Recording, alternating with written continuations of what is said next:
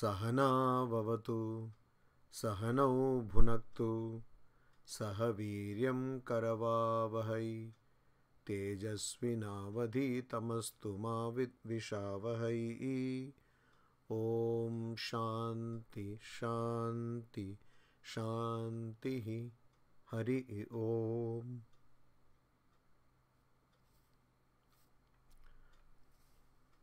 আমরা দেখছি ভগবদ গীতা অষ্টম অধ্যায়।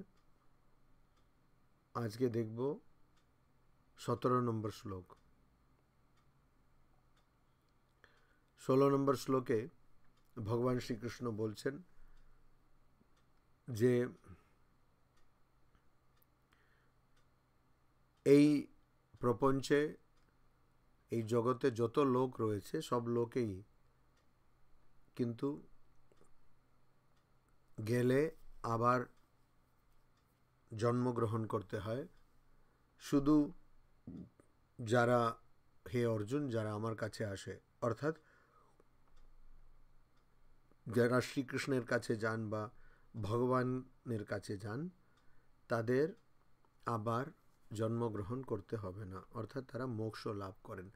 মোক্ষ অর্থাৎ এই বারবার জন্মগ্রহণ করা, বারবার মরে যাওয়া, এই চক্র থেকে মুক্তি, সেটাকেই মোক্ষ বলে।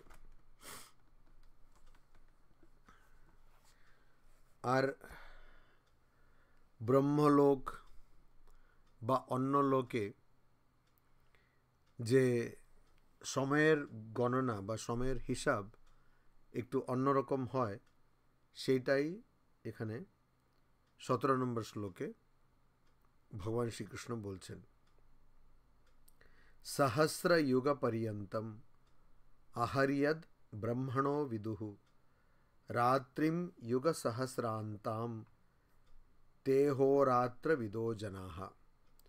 अर्थात सहस्र युग पर्यंतम যেটা 1000 যুগ অবধি চলে, যার অন্ত যার শেষ पर्यंत अर्थात पर्यंत, जार शेष जार सीमा होच्छे 1000 जुग, तार काल हलो 1000 जुग। और এই 1000 जुग ब्रह्मणः यत्, যেটা ব্রহ্মার আগে বলা হয়েছিল যে আব্রহ্ম ভুবনা লোকাহ, যে ব্রহ্মারও যে লোক, ওখানে গেলেও আবার জন্মগ্রহণ করতে হবে। তো ব্রহ্মলোক, ব্রহ্মলোক সেই ব্রহ্ম লোকটা কীরকম? আহা, ওখানে যে দিন, আহা মানে দিন, সেটা হলো 1000 যুগের মতন। তো একটা যুগের মধ্যে এত বছর রয়েছে, আর মানে লক্ষ লক্ষ বছর একটা যুগের মধ্যে রয়েছে। আর 1000 যুগ হলে পরে ব্রহ্ম লোকের একটা দিন। আর যুগ সহস্রান্তাম রাত্রিম, আর ওই ব্রহ্মলোকে আবার ওইরকমই 1000 যুগের একটি রাত। তো রাত হলো 1000 যুগের, দিন হলো 1000 যুগের, অর্থাৎ যেটা আমরা একদিন আর রাত বলি 24 ঘন্টা, সেটা ব্রহ্মলোকে হলো 2000 যুগ। আমরা বলছি না কালী যুগা, ওটা একটা যুগা, একটা যুগ। তো গোটা কলিযুগ একটা যুগ, ত্রেতা যুগ একটা যুগ। আমরা জানি না কত মানে লক্ষ লক্ষ বছর রয়েছে, তার মধ্যে কোটি কোটি বছর রয়েছে। তো সেটা হচ্ছে একটা যুগা। ওরকম 1000 যুগ হলে দিন হয়, 1000 যুগ হলে রাত হয়। ব্রহ্মলোকে একটা রাত হলো 1000 যুগ, আর একটা দিন হলো 1000 যুগ। তার মানে একটা দিন আর রাত, যেটাকে আমরা এখানে পৃথিবীতে বা মর্তলোকে আমরা ভাবছি 24 ঘন্টা, ওটা ওখানে 2000 যুগ। মানে তার মধ্যে কত কলিযুগ আসবে, কত কত কিছু হয়ে যুগ যুগ ওখানেই থাকতে হবে। এই জন্য এই যে খুব পুণ্য কাজ করে আমি ভালো যে একটা লোকে যাব, এই ইচ্ছাটা একদম ভালো না। কেন এখানে তো অন্তত আমি জানি একটা যুগে কয়েকটা জন্মের মধ্যে হতে পারে কয়েকশো জন্ম বা কিছু, তার মধ্যে আমি মুক্তি পাচ্ছি। সেটা তো 1000 যুগ দিন, 1000 যুগ হলো রাত, একটা দিন আর রাত্রে হয়ে গেল 2000 যুগ। তো কবে শেষ হবে এটা? আর কত একটা ব্রহ্মলোকে গেলে কত দিন কত বছর ওখানে বসে থাকবো? সে আমার তো মুক্তি হবে কি না আদৌ জানেনি। যেন বেশি ওইসব পুণ্য, ভালো কাজ করুন, কিন্তু আমি যে করছি আমি পুণ্য পাওয়ার জন্য করছি, পুণ্য করব, সেটা দয়া করে করবেন না। সব ঠাকুরের শ্রীচরণে অর্পণ করে দেবেন, মায়ের শ্রীচরণে অর্পণ করে দেবেন। বেশি পুণ্য কাজ করলে ওইরকম ব্ল্যাক হোলের মতন গিয়ে পড়ে থাকতে হবে। সে কত রাম কত কৃষ্ণ চলে যাবে আসবে, আমরা টেরই পাবো না। ভাবুন কত, এটা তো খুবই, পড়তেই আমার ভয় লাগছে, বাপরে কি ভয়াবহ অবস্থা। হ্যাঁ, তো বলছে এইটা তে জনাহা অহোরাত্র বিদহ, যারা এটা জানে তারা দিন আর রাত্রি জানে। অর্থাৎ দিন আর রাত্রির মাপ যারা জানে তারা জানে যে ব্রহ্মলোকে একটা দিন হলো 1000 যুগ, আর একটা রাত হলো আর একটা 1000 যুগ। মানে একটা দিন আর রাত নিলে 2000 যুগ। এটা একটু ভাবতে হবে, কত 2000 যুগ, বাপরে। আমরা তো এই ত্রেতা যুগ, তারপরে দ্বাপর যুগ, কলিযুগ, এটা শুনেই আমাদের কীরকম মাথা ঘুরঘুর করছে। 2000 যুগ। তারপরে 18 নম্বর শ্লোকে বলছেন অব্যক্তাদ ব্যক্তয়ঃ সর্বাঃ প্রভবন্ত্যহরাগমে রাত্র্যাগমে প্রলীয়ন্তে তত্রৈব অব্যক্ত সংজ্ঞকে আহরাগমে। অর্থাৎ যখন দিন আসে, দিনের আসার সময় অব্যক্তাৎ সর্বাঃ ব্যক্তয়ঃ প্রভবন্তি। এটা কি, এটা কার দিন আসছে? তার মানে 1000 যুগ শেষ হওয়ার পরে আর একটা 1000 যুগ আসছে। কেন এটা দিন, কার দিন বলছে? এটা ব্রহ্মার একটা দিন। তো ব্রহ্মার একটা দিন মানে রাত্রি চলে গেল। রাত্রি কি ছিল? 1000 যুগ ছিল। তো 1000 যুগ হয়ে গেলে পরে ব্রহ্মার একটা দিন আসে। তো ওই ব্রহ্মার যখন দিন আসে তখন কি হয়? অব্যক্তাৎ সর্বাঃ ব্যক্তয়ঃ, রাত্রে এগুলো সব অব্যক্ত হয়ে থাকে। রাত কি? 1000 যুগ রাত, সব কিছু অব্যক্ত হয়ে থাকে, সব কিছু সৃষ্টি হয় না। আর ওই অব্যক্ত অবস্থা থেকে সর্বাহ সব কিছু, ব্যক্তয়ঃ সব কিছুর ব্যক্তি, সব কিছুর আবির্ভাব হয়, সব কিছু চলে আসে। যেখানে কিছু ছিল না যেন, আর ওখান থেকে অব্যক্ত ছিল, ওখান থেকে সব কিছুর প্রকাশ পাওয়া যায়। প্রভবন্তি, সেগুলো আসে। আর রাত্র্যাগমে, আর যেই আবার রাত আসছে তার মানে একটা দিন, ব্রহ্মার একটা দিন চলে গেল, মানে 1000 যুগ চলে গেল। তারপরে রাত আসছে আর একটি 1000 যুগ। তত্র এব অব্যক্ত সংজ্ঞকে প্রলীয়ন্তে।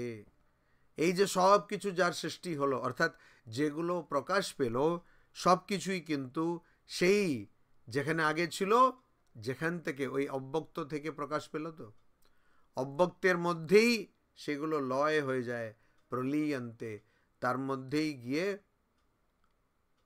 এক হয়ে যায়। অর্থাৎ অব্যক্ত থেকে ব্যক্ত হলো, প্রকাশ পেল, আর ওই ব্রহ্মার একটা দিনের শেষে রাত্রি আগামে, যখন রাতটা আসে তখন সব কিছু আবার সেই অব্যক্ত তত্ত্বের মধ্যে গিয়ে সে লয় হয়ে যায়।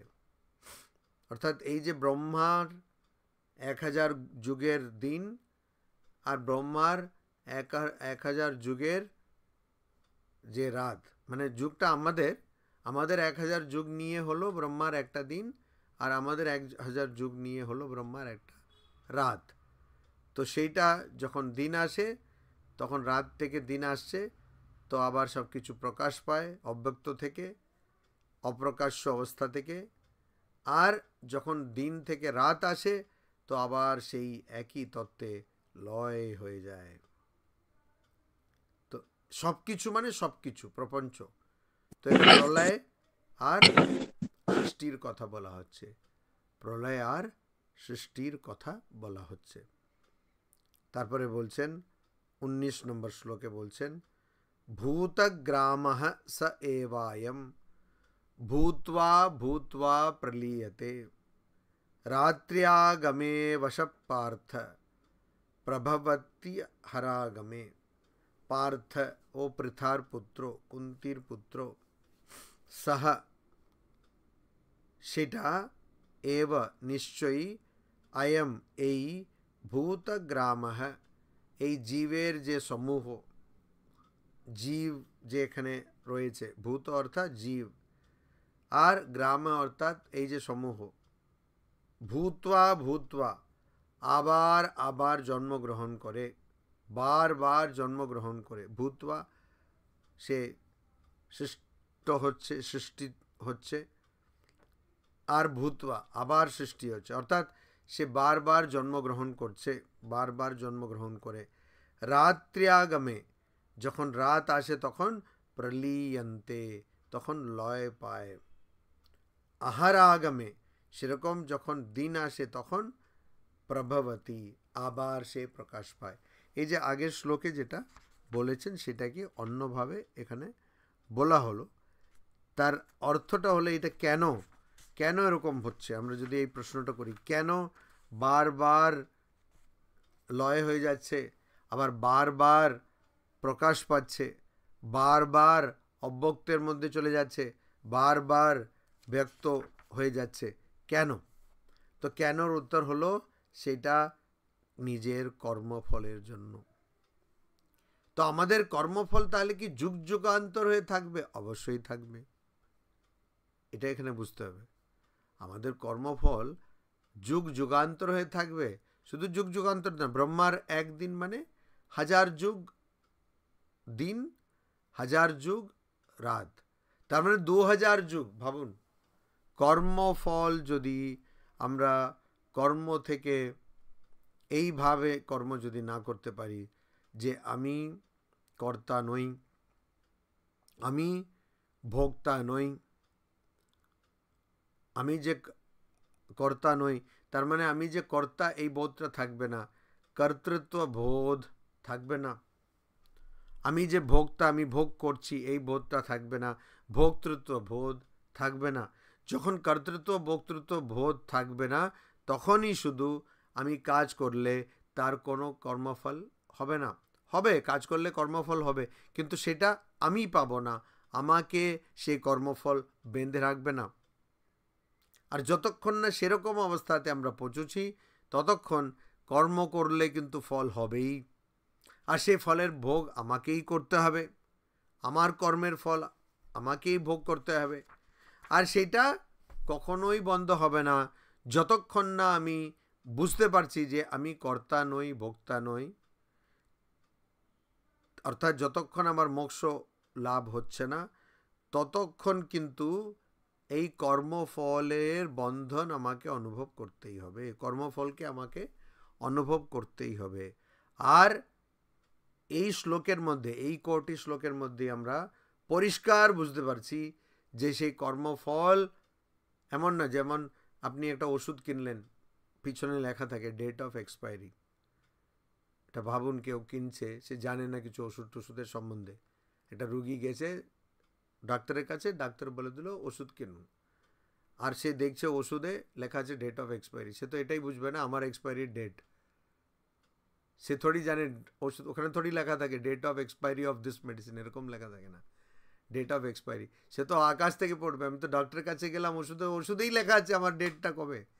যাই হোক, তো ওখানে ডেট অফ এক্সপায়ারি লেখা থাকে, কিন্তু কর্মফলের কোনো এক্সপায়ারি ডেট নেই, কর্মফলের কোনো এক্সপায়ারি ডেট নেই। তখনই এক্সপায়ার হবে, তখনই তার শেষ হবে যখন আমি কর্তা নই, আমি ভোক্তা নই, এরকম আপনার দৃঢ় ধারণা হবে, দৃঢ় বোধ হবে। ততক্ষণ কিন্তু বারবার আপনাকে কর্মফল ভোগ করতে হবে, হাজারো যুগ করতে হবে। সে তো ব্রহ্মার একদিন 2000 যুগ, তো ভাবতে হবে 2000 যুগ মানে একদিন ব্রহ্মার 2000 যুগ, আপনাকে হাজারো দিন এটা ভোগ করতে হবে। এটাই হচ্ছে সমস্যা, বারবার আপনাকে সেটা ভোগ করতে হবে, ও যাবে না। তো এটা এমন নয় যে কিছু দিনে ঠিক হয়ে যাবে। অনেকে বলে না with time everything gets healed, এটা হিল হবে না। তো বলে হ্যাঁ একটু সময় হলে ঠিক হয়ে যাবে, ঠিক হবে না, আপনি অভ্যস্ত হয়ে যাবেন, সেটাই হয়, অভ্যাস হয়ে যাবে যে আমি যে কর্ম করছি, আমি করছি আর আমি ভোগ করছি, এটা অভ্যাস হয়ে গেছে, তো এখান থেকে বেরোতে পারছি না। তো এইটা থেকে বেরোতে গেলে আগে ওই উল্টো ভাবনাটা আনতে হবে যে আমি কর্তা নই, আমি ভোক্তা নই। আর এটা কীরকম, মানে ওরা আবাসা হ্যাঁ, এই কথাটা এখানে দেখতে হবে, আবাসা হ্যাঁ, মানে এই যে বারবার সে জন্মগ্রহণ করছে আর লয় হয়ে যাচ্ছে, কিন্তু রাত্রি আগামে আবাসা হ্যাঁ, তারা হচ্ছে আবাসা হ্যাঁ প্রভবতী, আহার আগামে, দিন এলে আবাসা হ্যাঁ, মানে তাদের কোনো উপায় নেই, অবশ হয়ে তারা আবার জন্মগ্রহণ করেন। আমরা তো কি সেটা ভাবি, আমরা বলে আমি এটা কাজ করলাম, আমি করেছি,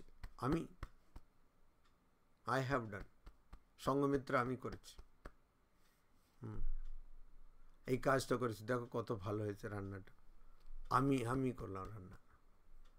হ্যাঁ ভালোই রান্না করেন, কোনো অসুবিধা নেই, তো আমি করলাম রান্না, তারপরে ওই আমি এটা ভোগ করলাম, আমি এটা করলাম, আমি ওখানে গেলাম, ওই মন্দির উদ্বোধন গেছিলাম কোয়েম্বাতুরে, ভালোই হয়েছে উদ্বোধন, ওইসব আমি গেছি।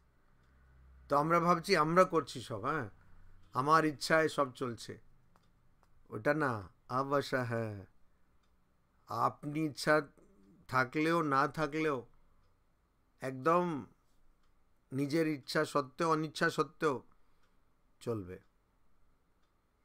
কেন? এটা কর্মফলের জন্য চলছে, আর যুগ যুগ ধরে চলছে। যুগ যুগ মানে একটা দুটো না, ব্রহ্মার একটা দিন মানে 2000 যুগ। আরে ভাবাই যাচ্ছে না, 2000 যুগ, চিন্তা করুন তো, কত দিন, আর সেটা যাবে। তো এখান থেকে বেরোনোর একটাই উপায়, সেটা হলো কর্মফলে আসক্তি থাকবে না, কর্তৃত্ব ভোক্তৃত্ব থাকবে না, এই ভাবটা থাকবে না।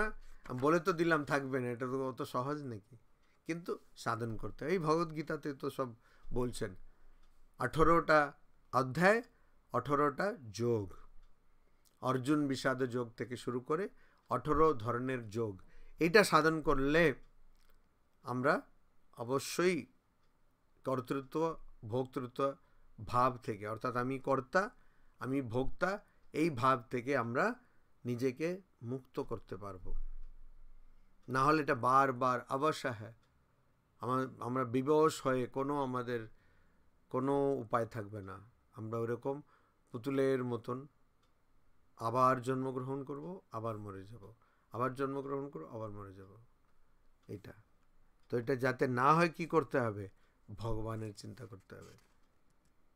परस्तस्मात्तु भावोऽन्यो अव्यक्तो अव्यक्तात् सनातनः यः स सर्वेषु भूतेषु नश्यत्सु न विनश्यति। तस्मात्, तस्मात् अर्थात जे बार बार জন্মগ্রহণ করছে বা অব্যক্ত হচ্ছে, প্রকাশ পাচ্ছে, আর আবার ব্রহ্মার রাত্রি এলে আবার সেই তত্ত্বের মধ্যে, অব্যক্ত তত্ত্বের মধ্যে লয় হয়ে যাচ্ছে, লীন হয়ে যাচ্ছে। কিন্তু তস্মাৎ তু, কিন্তু अव्यक्तात् परः अन्यः अव्यक्तः सनातनः यः। তার মানে अव्यक्तात् परः, আমরা তো এই সৃষ্টির কথা বলছি না, অব্যক্ত তত্ত্ব থেকে, মানে যেটা প্রকাশ পায় না এরকম তত্ত্ব থেকে। ব্রহ্মলোকে যখন দিন হয় তখন ওই দিনে ওই অব্যক্ত তত্ত্ব থেকে সেই সব কিছু সৃষ্টি হয়, সব কিছু প্রকাশ পায়, মানে আবার প্রলয় থেকে সৃষ্টি হয়। ঠিক সেরকম ব্রহ্মলোকে যখন রাত চলে আসে, সে আবার যে সৃষ্টি হয়েছে সেগুলো আবার লয় পায়। কিন্তু সেই অব্যক্ত তত্ত্ব থেকেও, তস্মাৎ তু, কিন্তু তার থেকেও, পরহ, আরও তার থেকেও ঊর্ধ্বে, তার থেকেও উপরে কিছু আছে।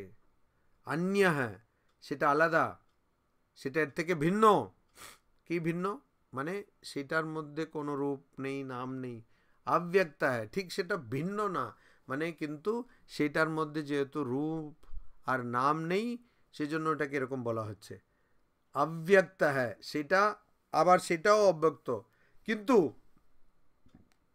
সেটা অব্যক্ত ঠিকই, কিন্তু একটা তফাৎ আছে এখানে। এই যে অব্যক্ত তত্ত্ব, সেটা তো দিনের বেলা, মানে ব্রহ্মলোকের দিনের বেলা সেটা আবার ব্যক্ত হয়ে যাচ্ছে, সৃষ্টি হয়ে যাচ্ছে।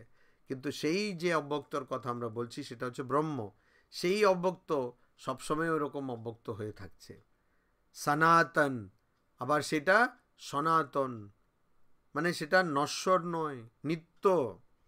ইহ ভাব, যেটা ওরকম একটা অস্তিত্ব। সো সৎ চিৎ আনন্দ। তো এখানে সৎ এর কথা বলা হয়েছে, সনাতন অর্থাৎ নিত্য, আর সেটার অস্তিত্ব আছে, সেই অস্তিত্বটা নিত্য। সাহা, সেই সর্বেষু ভূতেষু নশ্যৎসু না বিনশ্যতি। তো আমরা কি দেখছি? ব্রহ্মলোকের দিনের বেলায় সব কিছু সৃষ্টি হচ্ছে, রাত্রেবেলা সব কিছু আবার নাশ হয়ে যাচ্ছে। কিন্তু এই যেটা আমরা দেখছি সৃষ্টি হচ্ছে, নাশ হচ্ছে, আবার সেই পরম অব্যক্তের মধ্যে গিয়ে লয় হচ্ছে, সেই তত্ত্ব থেকেও বড় একটা তত্ত্ব, যেটা আসল তত্ত্ব, সেই তত্ত্ব কিন্তু সব জায়গায় রয়েছে। সর্বেষু ভূতেষু, সব জীবের মধ্যে রয়েছে। কিন্তু কীরকম রয়েছে? জীবের মধ্যে সে তত্ত্ব রয়েছে, কিন্তু যখন জীব নষ্ট হয়ে যায় তখন সে নষ্ট হয় না। এই ব্রহ্মতত্ত্ব সব জীবের মধ্যে রয়েছে। সর্বেষু ভূতেষু, কঠোপনিষদে আছে, এষ সর্বেষু ভূতেষু গূঢ় আত্মা ন প্রকাশতে, দৃশ্যয়া তো অগ্রেয়া বুদ্ধিয়া সূক্ষ্ময়া সূক্ষ্মদর্শিভিঃ। এই সব ভূতের মানে, ভূত মানে ওই ভাগভূত আয় ওঠে না, ভূত মানে হচ্ছে জীব। এই সব জীবের মধ্যে এষ সর্বেষু ভূতেষু, এই সব জীবের মধ্যে গূঢ় আত্মা, আত্মা লুকিয়ে রয়েছে। না প্রকাশতে, সেটা বাইরে থেকে দেখা যায় না, প্রকাশ পাওয়া যায় না। দৃশ্যতে তো অগ্রেয়া বুদ্ধিয়া, কিন্তু যার বুদ্ধি, যার মন, যার চিন্তা, সেটা খুবই অগ্র, মানে খুবই তীক্ষ্ণ, সে সূক্ষ্ময়া সূক্ষ্মদর্শিবি, যে সূক্ষ্ম থেকে সূক্ষ্ম দেখতে পারে, সে দেখতে পারে যে এই সব জীবের মধ্যে সে ব্রহ্ম রয়েছে। তো এই জীবগুলো যদি নষ্ট হয়ে যায়, তার নাশ হয়ে যায়, তাতেও কিন্তু সে ব্রহ্মের নাশ হবে না। কেন হবে না? কেন হবে না? সূর্য আছে, সূর্য আছে, গঙ্গা আছে, সূর্যের প্রতিবিম্ব গঙ্গার মধ্যে পড়ছে, আপনি দেখছেন সূর্য আছে গঙ্গার মধ্যে, এবার আপনি গঙ্গার জলটা পান করুন, তাকে সূর্যকে নিয়ে খাচ্ছেন নাকি? হ্যাঁ, বা এক বাকেট করে গঙ্গার জল ভর্তি করে দিন, তারপরে আপনি দেখছেন আপনার বাকেটেও গঙ্গা জল আছে, ওর মধ্যেও সূর্য আছে, গঙ্গার মধ্যেও সূর্য আছে, তাহলে কি সূর্য দুটো হলো নাকি? কিছুই হলো না। এটা হচ্ছে প্রতীতি, মনে হচ্ছে এরকম, সূর্য একটাই আছে। ওই জন্য এই গঙ্গা জল নষ্ট হয়ে গেল, এই গঙ্গা জল ভাস্প হয়ে গেল, গঙ্গা জল অনেক অনেক বালতির মধ্যে চলে এলো, অনেক অনেক পাত্রের মধ্যে চলে এলো, সে প্রত্যেক পাত্রের মধ্যে সেই গঙ্গা জলের মধ্যে সেই সূর্যের ছায়া, সূর্যের প্রতিবিম্ব আমরা দেখতে পাই, কিন্তু তা সূর্যের মধ্যে কোনো পার্থক্য হচ্ছে না, তার মধ্যে কিছুই পরিবর্তন হচ্ছে না। তো ওই রকম, ঠিক ওই রকম আমরা যখন একটা জীব দেখি, জীবের নাশ হয়ে গেলেও সে ব্রহ্ম রয়েছে, ব্রহ্মের নাশ হবে না। সর্বেষু ভূতেষু নশ্যৎসু না বিনশ্যতি, মানে ওইটা, ওই জীবগুলো নাশ হলেও, হওয়ার সত্ত্বেও ওইটা যেটার মধ্যে, ওইটার মধ্যে যেটা আছে, মানে সব জীবের মধ্যে যে তত্ত্বটা রয়েছে লুকিয়ে, তার কোনো নাশ হবে না। কেন? আমরা, এটা একটা প্রতীতি, আমরা দেখছি জীব, অজ্ঞানবশত দেখছি, অজ্ঞানবশত দেখছি। আর যেটা আমরা বলছি যে ব্রহ্মের রাত্রিবেলা সব কিছু অব্যক্তের মধ্যে লয় পায়, সেই অব্যক্তটা কি? অজ্ঞান। সেই অব্যক্তটা হচ্ছে অজ্ঞান। ওই জন্য এখানে বলছে ব্রহ্ম অব্যক্ত, তখন কিন্তু আলাদা।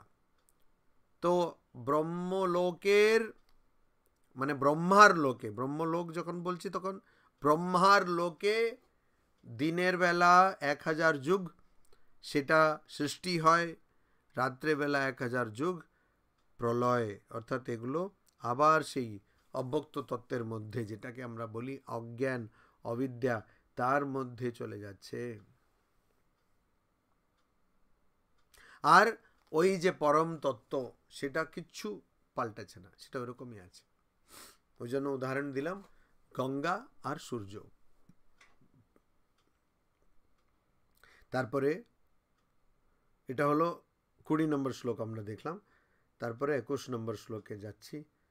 अव्यक्त अक्षर इत्युक्तः तमाहु परमां गतिं यं प्राप्य न निवर्तन्ते तद्धाम परमं मम। ভগবান শ্রীকৃষ্ণ বলছেন, অর্জুনকে বলছেন, এটা মাঝে মধ্যে মনে করে দিই যে কে কাকে বলছে, এটা খুব মনে রাখা দরকার, কে কাকে বলছে।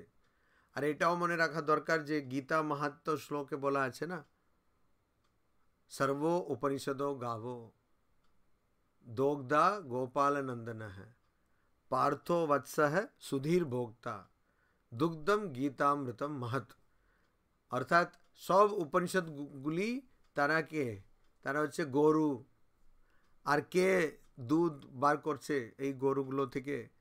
গোপাল নন্দন হ্যাঁ, অর্থাৎ ভগবান শ্রীকৃষ্ণ, যিনি নন্দন, আনন্দ দিয়েছিলেন কাকে? গোপালকে,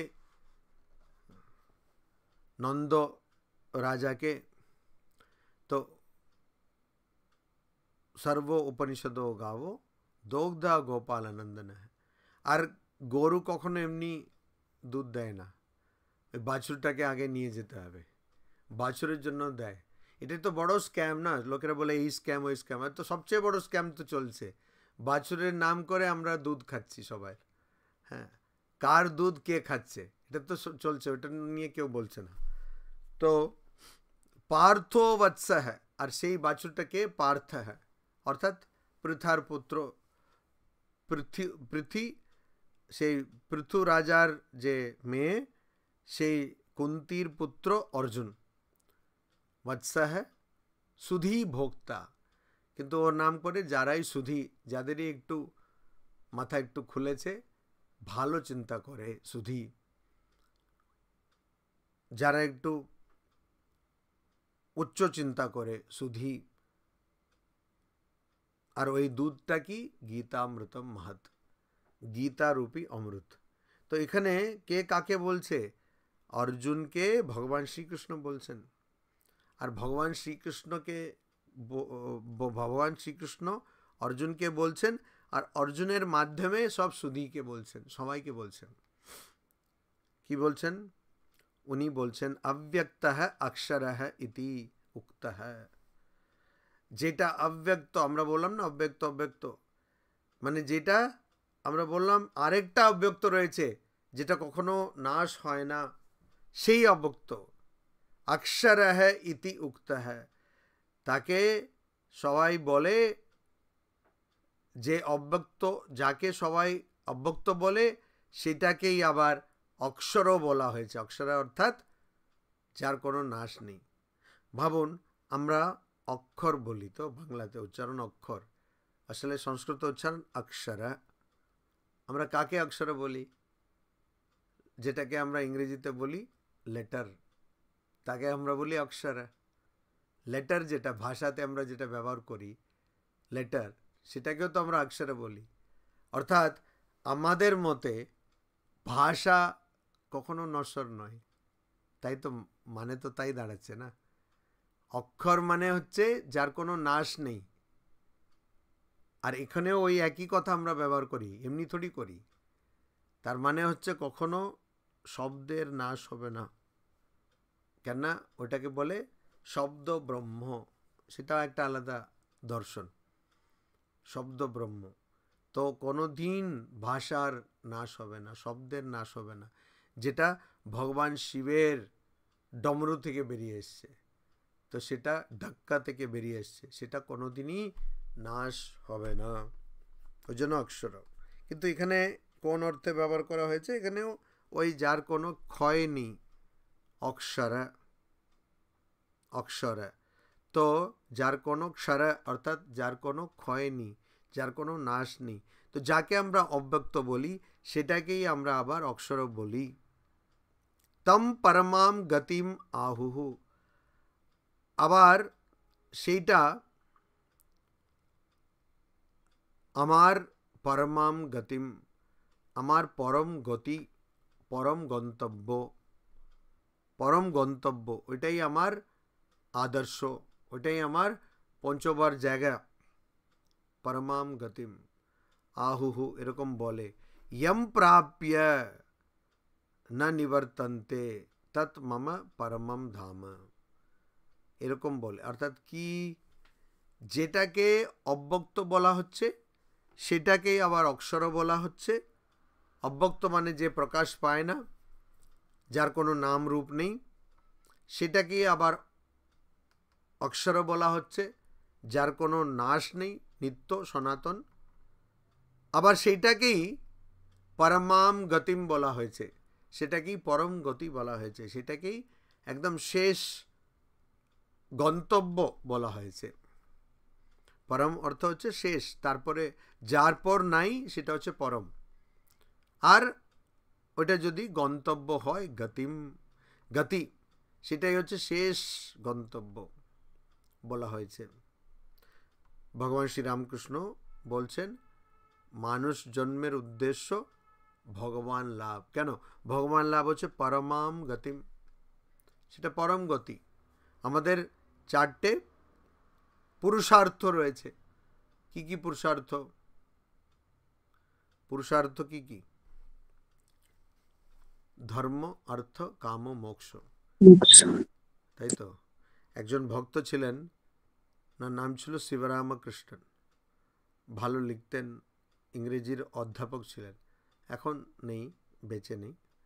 তো উনি আমাকে একদিন বলেছিলেন, স্বামীজি এটাকে অন্যভাবে বলা যেতে পারে। কীরকম? মানে পুরুষার্থ কীরকম? পুরুষার্থকে অন্যভাবে কী করে বলবেন? হ্যাঁ, বলা যেতে পারে। কি?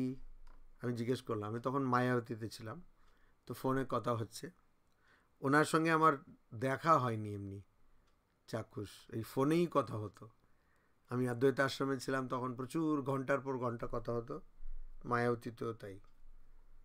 তো উনি বলছেন যে স্বামীজি এটাকে আমরা বলতে পারি এরকম। কীরকম? ধর্ম, হ্যাঁ, ধর্ম হচ্ছে এথিক্স, এথিক্স এথিক্স থাকতে হবে, বললাম ভালো কথা। তারপরে অর্থ, তো ওটা হচ্ছে ইকোনমিক্স, ইকোনমিক্স লাগবে, তো টাকা লাগবে, অর্থ লাগবে। তারপরে উনি বললেন কামও, কামও হচ্ছে এক্সপিরিয়েন্স, আর মোক্ষ এমানসিপেশন। তো 4টে ই করে দিলেন উনি, এথিক্স, ইকোনমিক্স, এক্সপিরিয়েন্স, এমানসিপেশন। কিন্তু ওখানেও পরম কথাটা কি? পরম কথা হচ্ছে মোক্ষ, এমানসিপেশন, ওটা হচ্ছে শেষ কথা। পরমাম গতিম, মোক্ষ হচ্ছে শেষ গন্তব্য। তো সেই মোক্ষ, সেটা কীরকম? ইয়ম প্রাপ্য, যেটাতে পৌঁছানোর পর, মানে যেটাকে পাওয়ার পর, না নিবর্তন্তে, কেউ আর, আগে বললেন না আব্রহ্ম ভুবনা লোকা, ভগবান শ্রীকৃষ্ণ বললেন যে তোমার এই ব্রহ্মলোক যাওয়ার পরে আবার তোমাকে জন্মগ্রহণ করতে হবে, পুনরাবর্তী না হ্যাঁ অর্জুন, তোমাকে আবার আসতে হবে অর্জুন। কিন্তু এই যে পরমাম গতিম, সেটা কিরকম? ইয়ম প্রাপ্য না নিবর্তন্তে, যেটা পাওয়ার পর কেউ আবার আসে না, তৎ মম পরমম ধাম, আর সেটা আমার, আমার ধাম। এই ধামটাকে নিবাস স্থান হিসাবেও ব্যাখ্যা করা যেতে পারে, আর অবস্থা হিসেবেও ব্যাখ্যা করা যেতে পারে। তো এখানে অবস্থাটা খুব ভালো, অবস্থা অর্থে নিতে হবে এখানে। তদ্ধাম, তদ মম পরমম ধাম, সেটা আমার পরম ধাম, সেটা আমার পরম ধাম, সেটা আমার পরম ধাম। যে ধামতে গেলে, মানে যে অবস্থাতে গেলে পৌঁছানোর পর আর জন্মগ্রহণ করতে হবে না, এটা তদ্ধাম পরমম মম। তারপরে 22 নম্বর শ্লোক, পুরুষঃ স পরঃ পার্থ ভক্ত্যা লভ্যস্তু অনন্যয়া यस्य अंतस्थानि भूतानि येन सर्वमिदं ततम। पार्थ বলছে, ও পৃথার পুত্র, ভূতানি यस्य अंतस्थानि,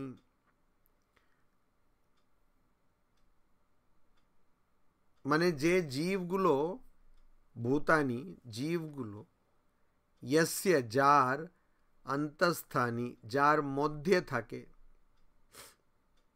যার মধ্যে সমস্ত জীবগুলো থাকে, নিবাস করে, येन इदम सर्वम ततम, ततम মানে ব্যাপ্ত হয়ে রয়েছে, ব্যাপ্ত হয়ে রয়েছে। येन যার দ্বারা, যার দ্বারা, ইদম সর্বম এই সব কিছু ব্যাপ্ত, মানে ছড়িয়ে রয়েছে আর কি। ইদম সর্বম মানে এই যে প্রপঞ্চ, এই প্রপঞ্চের মধ্যে সব কিছুর মধ্যে সেটা রয়েছে।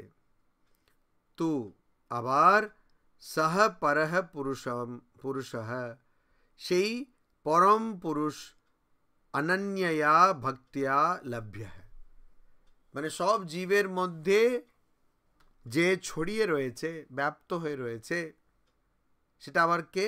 সেটা আগের শ্লোকে বলা হয়েছিল না, সর্বেষু ভূতেষু নশ্যৎসু ন বিনশ্যতি, সর্বেষু ভূতেষু নশ্যৎসু ন বিনশ্যতি, অর্থাৎ সব ভূতের মধ্যে রয়েছে, সব জীবের মধ্যে রয়েছে, আর জীবের নাশ হলেও ওটার নাশ হয় না। তো সেই যেটা সব জীবের মধ্যে, ইদম সর্বম ততম, এই প্রপঞ্চের মধ্যে সব জায়গায় ছড়িয়ে রয়েছে, সেইটা কিন্তু ওই পরম পুরুষ, কিন্তু ওটাকে পাওয়া যায়, মানে যেটা সব জীবের মধ্যে ছড়িয়ে রয়েছে সেই পরম পুরুষকে পাওয়া যায়। এখন জীবের মধ্যে ছড়িয়ে রয়েছে, সব জীবের মধ্যে কত জীব আছে আমরা কি গুনতে পারি? পারবো না। বেহিসাব জীব আছে, বেহিসাব জীব আছে, ওর মধ্যে ছড়িয়ে রয়েছে। তো কি করে আমি সেটাকে পেতে পারবো? পারবো কি? আমরা যদি ধরুন একটা কোনো জিনিস পেতে চাই, আর সেই জিনিসটা বলা হয়েছে যে সেটা সারা পৃথিবীতে ছড়িয়ে রয়েছে, আর তুমি যতক্ষণ না তার শেষ অংশটুকু পাচ্ছ ততক্ষণ তুমি পুরো পাচ্ছ না। তো পুরো 100% পেতে হবে। তো এটা কি সম্ভব? কখনো সম্ভব না। সারা পৃথিবীতে ছড়িয়ে রয়েছে যেটা, সেটা সম্পূর্ণটা আমরা পাবো কি করে? এটা সম্ভব না। তো এখানে কিন্তু সম্ভব। কেন? এই যে বলা হয়েছে ইদম ততম, মানে সর্বম ইদম ততম, এই বলা হয়েছে যে এখানে যে তুমি দেখছো সব কিছু येन सर्वम इदम ततम, ইদম সর্বম ততম, মানে ওই দ্বারা, ওই তত্ত্ব দ্বারা এখানে যা দেখছো সব কিছু ব্যাপ্ত হয়ে রয়েছে, সব কিছুর মধ্যে ওটা ছড়িয়ে রয়েছে। তো এখানে আমরা যদি সাধারণত একটা জিনিস হিসাবে যদি দেখি যে কোনো জিনিস ছড়িয়ে রয়েছে সব জায়গায় আর পুরো সেটা পেতে হবে, কখনো পাওয়া যাবে না, অসম্ভব। কিন্তু এখানে পাওয়া যাবে। কেন? কারণ এটা ছড়িয়ে রয়েছে থোড়ি, মনে হচ্ছে ছড়িয়ে রয়েছে, মনে হচ্ছে ছড়িয়ে রয়েছে, আসলেই এটা নয়। তো ওটা একটা প্রতীতি। ঠিক যেরকম গঙ্গার মধ্যে সূর্য দেখা যাচ্ছে, সূর্য থোড়ি গঙ্গার মধ্যে চলে এসছে, তো সেরকম প্রতীতি। ওই জন্য এটাকে পাওয়া যায়। কিন্তু কে পেতে পারে? অনন্যয়া ভক্তিয়া, একাগ্রচিত্ত একনিষ্ঠ ভক্তি দ্বারা পাওয়া যেতে পারে। লভ্য হ্যায়, মানে ওই এক টানা স্থির চিত্ত ভক্তি দ্বারা পাওয়া যেতে পারে। অনন্যয়া ভক্তিয়া, মানে যেটা আর অন্য এক ওই দিক এদিক যাওয়ার নেই। অনেকে আমি দেখছি সর্বদেব দেবী স্বরূপ শ্রীরামকৃষ্ণ, মানে সব দেব দেবীর স্বরূপ হচ্ছেন ভগবান শ্রীরামকৃষ্ণ। অনেকে এটাকে খুব ভুল বুঝেছে আমার মনে হয়। ওই বাড়িতে গেলে বা দেখলে ওখানে শ্রীরামকৃষ্ণ এক জায়গায় কোনায় আছেন, বাকি সব দেব দেবী রয়েছে ওখানে। হ্যাঁ, এইটা আমার মনে হয় না ওটার মানে। ওটা মানে হচ্ছে যে শ্রীরামকৃষ্ণ থাকলে আর তার মধ্যেই সব দেব দেবী চলে এসছেন। এখানে দেখছি ওই সব দেব দেবী শ্রীরামকৃষ্ণ থেকে বেরিয়ে বাইরে এসে বসে আছে সবাই। তো ওই অনন্যয়া ভক্তিয়া, এটা খুব দরকার। মানে এখানে দুটো মানে আছে, একনিষ্ঠ ভক্তি আর নিরন্তর ভক্তি। সব সময় একনিষ্ঠ তো আছে, মানে আপ্রাণ দিয়ে সব দিক দিয়ে ভক্তি, আর সব সময় ভক্তি নিরন্তরিয়া, ওই অর্থেও ওখানে আসবে অনন্যয়া। মানে অন্য কোনো একটা গ্যাপ দেওয়া চলবে না, কোনো একটা সময়ের অন্তরাল দেওয়া চলবে না, সেটা সেই ভক্তি। ভক্তিয়া লভ্য হ্যায়, সেরকম পাওয়া যায়, ভক্তি দিয়ে পাওয়া যায়। ঠাকুর তো কথামৃতে সব জায়গায় বলছেন যে নারদীয়া ভক্তি, কলিযুগে নারদীয়া ভক্তি, কলিযুগে নারদীয়া ভক্তি। তো ভক্তি দিয়ে কিন্তু পাওয়া যায়। কিন্তু সে কীরকম ভক্তি হবে? একনিষ্ঠ ভক্তি আর নিরন্তর, সর্বদা।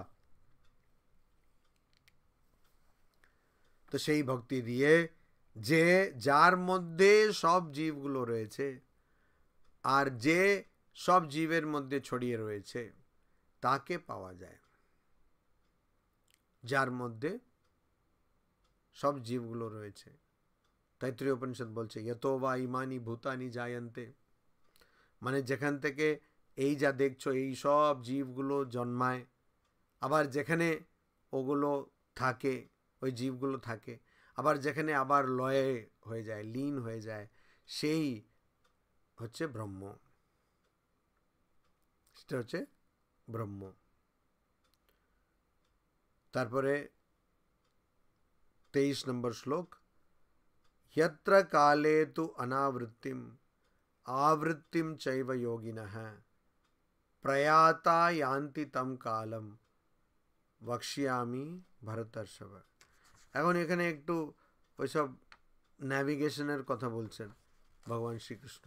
ন্যাভিগেশন আমরা তো জানি এখন ওই গুগল আছে তো, গুগলকে বলি let us go to Delhi বা এরকম কিছু, বা দিল্লিতে গিয়ে বলি let us go to Connaught place, সঙ্গে সঙ্গে নিয়ে যাবে, নাহলে ঘুরিয়ে দেবে, যাই হোক একটা কিছু করবে। তো ওই রকম এখন বলছেন যে আমরা যে এটা মৃত্যুর অধ্যায়, তো এখানে মৃত্যু নিয়ে অনেক কিছু বলা হয়েছে। তো আমরা যে যখন প্রাণ ত্যাগ করি, আমি জানি না কতজন ওরকম প্রাণ ত্যাগ করে, মরে যায় যখন, তো প্রাণ ত্যাগ করে খুবই কম লোক শরীর ছাড়ে, বাকি তো এমনি মরে যায়। यत्र काले तो अनावृत्तिम आवृत्तिम चैव योगिना है, বলছে ভরতর্ষভ, কেন জানি না তখনকার দিনে একটা ঋষভ বা ষাঁড়কে মনে করা হতো যে সিংহের মতন, ওটাকেও নাম দেওয়া হতো, এই যে ষাঁড় ওরকম খুব বড় নাম। তো ভরত বংশের ঋষভ মানে তুমি একটা সিংহের মতন আর কি। यत्र काले, যে সময়ে, তু प्रयाता योगिनः अनावृत्तिम आवृत्तिम च एव यान्ति, মানে কোন সময়ে প্রয়াতা শরীরটা ত্যাগ করলে, যোগিনः যারা যোগ সাধন করেন, তারা অনাবৃত্তিম আবার আসেন না, মানে কোন সময়ে শরীর ত্যাগ করলে যোগীরা আর ওদের জন্মাতে হয় না, আবার आवृत्तिम কোন সময়ে ত্যাগ করলে তাদের আবার জন্মাতে হয়, এই সময়গুলো यान्ति एव यान्ति মানে ওই রকম ওরা করে, মানে কোন সময়ে তারা শরীর ত্যাগ করলে, যারা যোগ সাধন করছেন, শরীর ত্যাগ করলে যোগ সাধন করছেন, তারা জন্মগ্রহণ করবেন না, আবার কোন সময়ে শরীর ত্যাগ করলে তাদেরকে আবার জন্মগ্রহণ করতে হয়, সেইটা ভাষ্যে আমি তোমাকে বলবো। তো এখানে উনি বলে দেবেন যে এই সময় গেলে এরকম হয়, এরকম হয়। হ্যাঁ, ভীষ্মের অনেকে জানে না, আবার মনে করে দিই, আজকে একজনকে বলছিলাম যে ভগবদ্গীতার প্রথম শ্লোকটা কেন ধৃতরাষ্ট্র বললেন, তো এটা তো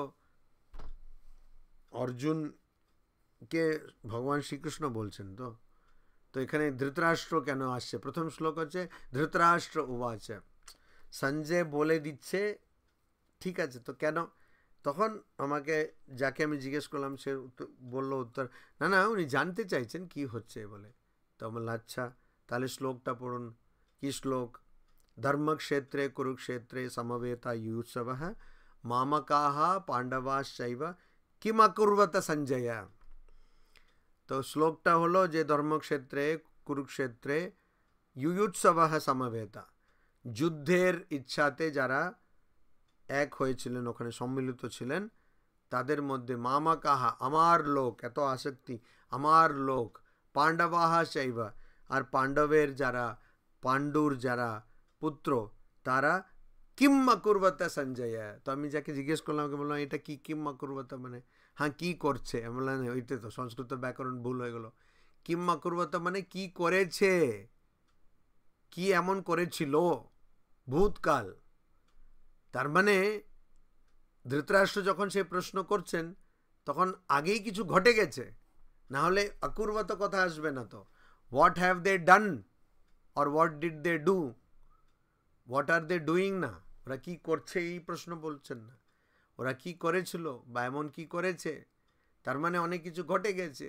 মহাভারত পড়লে বোঝা যায়। মহাভারতে আমরা পাই যে প্রথমে সঞ্জয় তো এই বর পেয়েছেন যে উনি লাইভ টেলিকাস্ট করতে পারেন, মানে দূর থেকেই বুঝতে পারেন যে কি হচ্ছে আর বলে দেবেন, যেহেতু ধৃতরাষ্ট্র দেখতে পেতেন না তো উনি বলে দেবেন। আর এই কারণে উনি যুদ্ধে গেলেন না, কেন উনি সেরকম ওনার শরীরের অবস্থা ছিল না, অন্ধ ছিলেন। তখন যে দিনে যুদ্ধ শুরু হবে, 18 দিনের তো যুদ্ধ, 18 পর্ব মহাভারতের, 18টা অধ্যায় ভগবদ্গীতায়, 18 দিনের যুদ্ধ, ঠিক আছে। তো যেদিনে যুদ্ধ শুরু হবে তার আগের দিন সন্ধ্যাবেলায় সঞ্জয় গেলেন, মিস্টার সঞ্জয় গিয়ে মিস্টার ধৃতরাষ্ট্রকে বললেন, দেখুন কালকে তো যুদ্ধ শুরু হচ্ছে, তো আমাকে লাইভ টেলিকাস্ট করতে হবে, তো অনেক কিছু লাগবে, তো এরকম কিছু লাগবে না, তো ওখানে বসেই বলে দেবে, কিন্তু এই আমি একটু আসবো কি এরকম।